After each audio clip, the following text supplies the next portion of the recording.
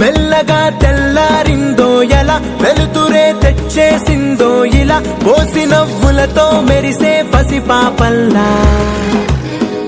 చేదతో బావులలో గలగల, చెరువులో బాతుల ఈతల కళ, చేదుగా ఉన్న వేపను నమిలే వేళ.